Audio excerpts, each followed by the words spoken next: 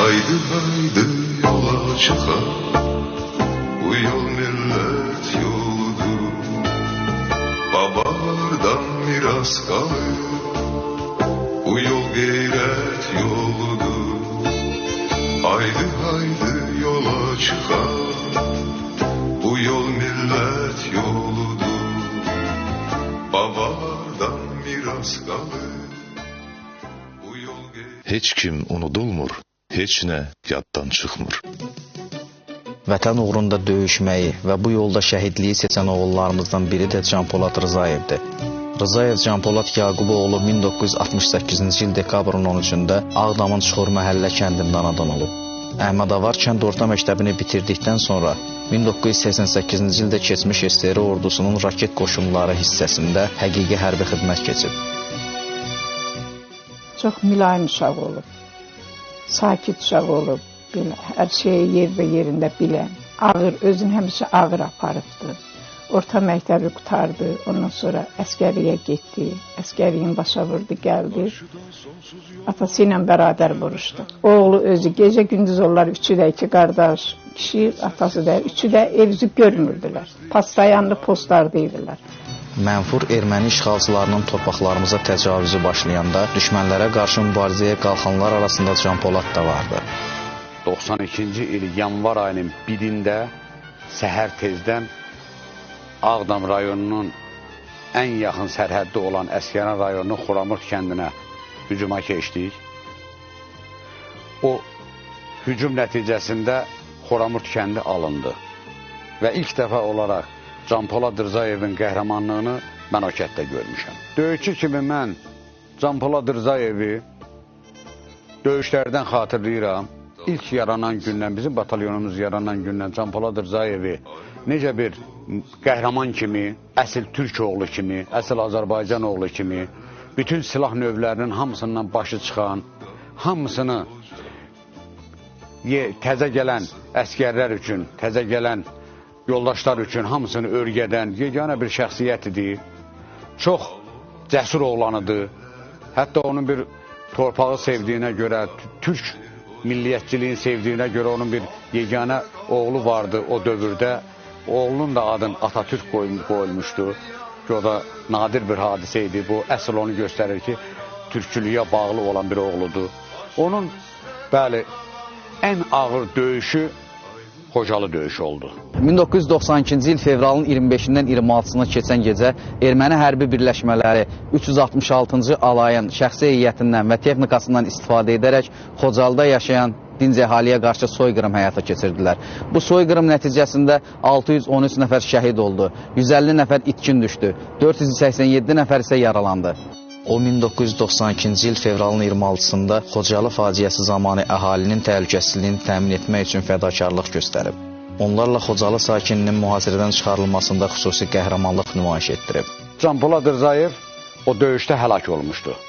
Amma əsl Azərbaycan Respublikasına layiq qəhrəmanlıq göstərib Xocalı qadınlarını, uşaqlarını, şikəstləri oradan yığılmasının, götürülməsinin bir səbəbkarı kimi o döyüşdə həddindən artıq qəhrəmanlıq göstərdi.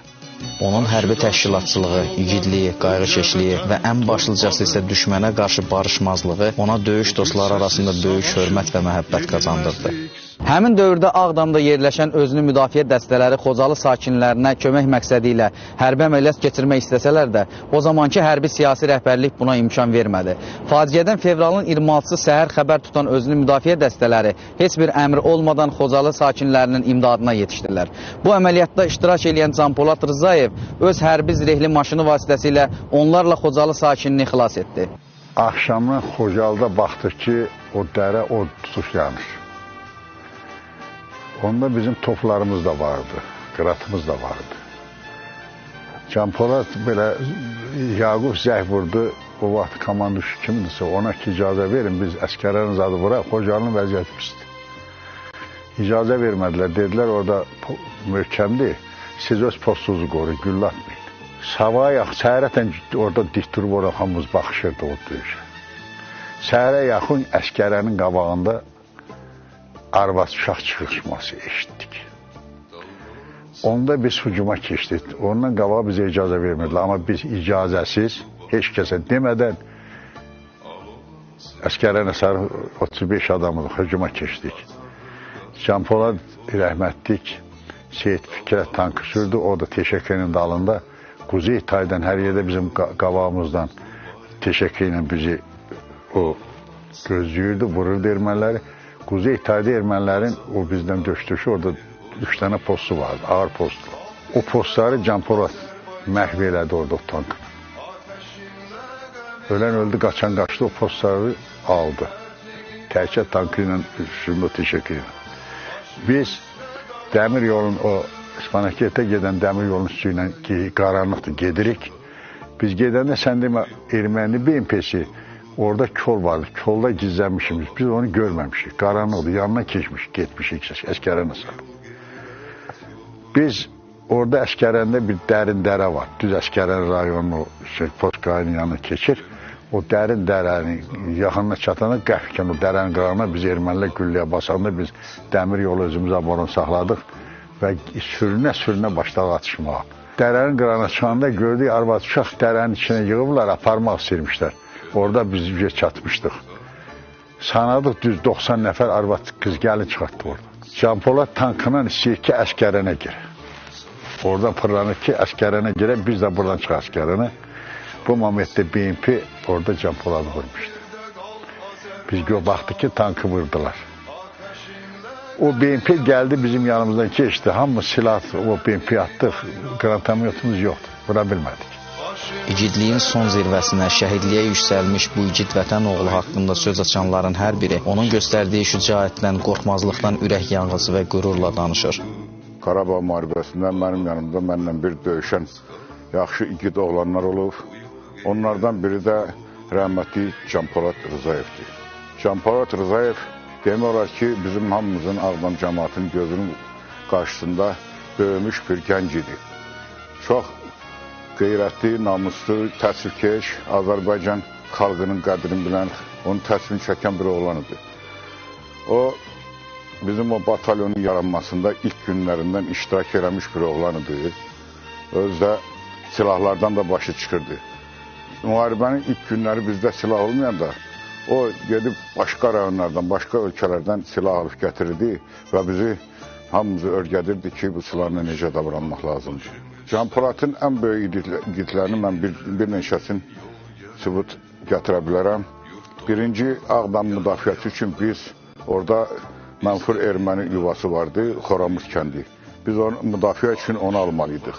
Həmən döyüşdə biz Canpoladla o döyüşü başladıq, onun komandiri olmaq şərti ilə bizim qabağımızda gedirdi həmişə o. Tankla getdi, o vaxtı tankımız yoxdu, amma o bir yerdən gətirmişdi onu. Getdi, orada vuruşduq, böyük igidliklər göstərdi, qəhrəmanlar göstərdi, hətta yaralandı da. Xocalı mühasirə düşəndən 2 gün qabaq onunla söhbətimiz oldu. Mənə dedi ki, Niyazi, mən şəxsən bir Azərbaycanlı kimi xəcələ çəkirəm ki, Xocalılar orada müdafiəsiz qalıb, biz buradayıq, getmək lazımdır. Gedib əgər onlar xilas eləsək, biz xəcalətdən qutararıq. Canpolad bir qəhrəman oğul kimi həmişə bizim qəlbimizdə yaşayacaqdır. Ailə üzvləri onu mehriban oğul, qayğıkeş qardaş kimi xatırlayırlar. Biz bir məktəbdə oxumuşuq, ikimiz də.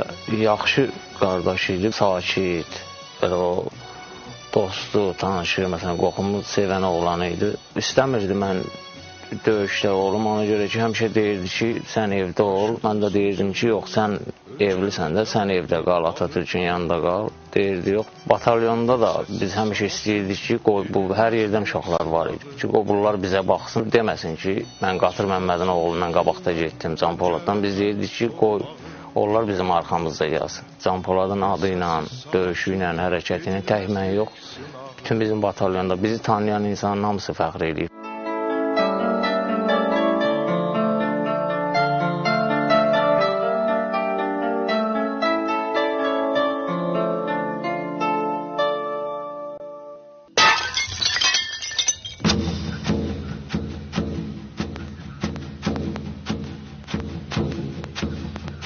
Millet əzər, əzilər də. Kaş millətdə ruh yaşasın. Əyri qəddi düzələr də. Kaş millətdə ruh yaşasın.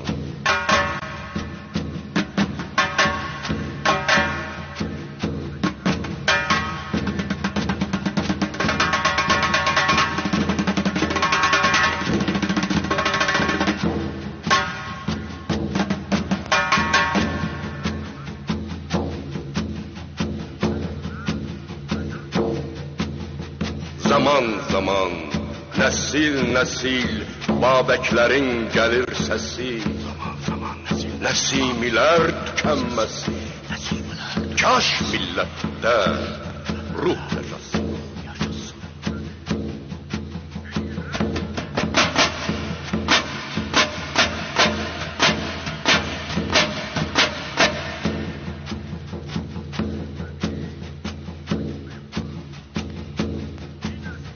Sabirlərə xəbər olsun.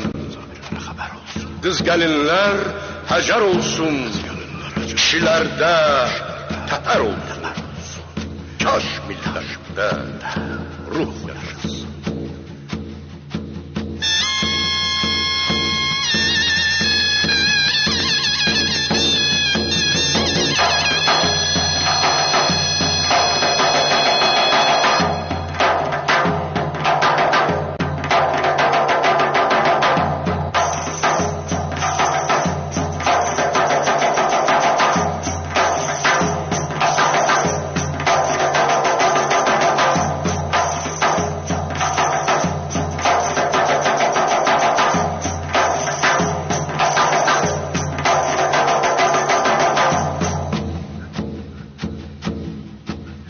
Qüvvət ruhun gücündədir.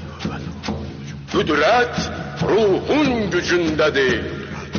Qeyrət ruhun gücündədir. Kaş millətdə ruh yaşasın.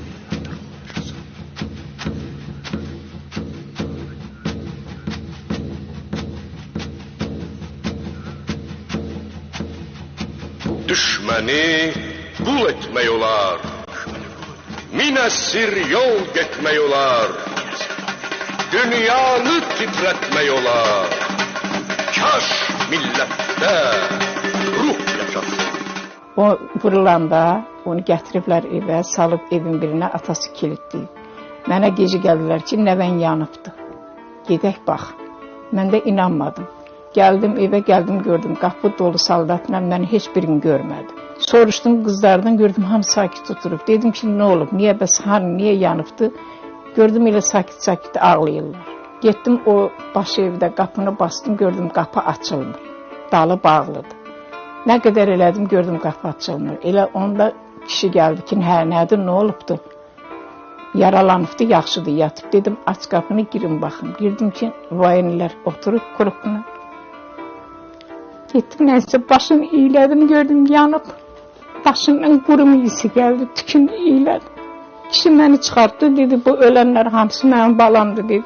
Onların anası, bacısı yoxdur, dedi, sən ağlıyorsun, dedi, niyə kilit deyirsən, balamı məndən gizləyirsən. Qoymadı biz onu ağlayaq, o qapını bağlı saxladı, səhərə qədər o meyit içərdə saldatlar qarolunu çəkdi. 5 dənə nəvəm var, oğlan uşağı. 5-i də gedər, Can Poladın 2 oğlu da gedər. Bu saat o balacası deyir ki, nənə deyir, dava olsa mən papamın qanını gedib alarım. Azərbaycan Respublikası Prezidentinin 7 iyun 1992-ci il tarixli fərmanı ilə Rzayev Can Polad Yaquboğlu ölümündən sonra Azərbaycanın milli qəhrəmanı fəxri adına layiq görülüb. Belə bir inan var ki, şəhidlər heç zaman ölmür. Onlar nura doğru uzanan əbədi bir yolun yolçularıdır.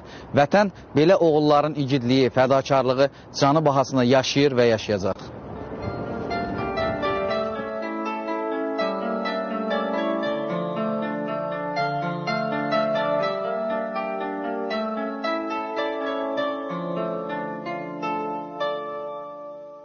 Bugün öz döyüş hazırlığını təlim meydanlarında nümayiş etdirən Azərbaycan ordusu bütün parametrlərlə və göstəricilərinə görə erməni ordusu üzərində əziz üstünlüyə malikdir. İnanırıq ki, işğal altında olan torpaqlarımız Azərbaycan əskəri tərəfindən tezliklə azad olunacaq və məhz o zaman şəhidlərimizin müqəddəs ruhları şad olacaq.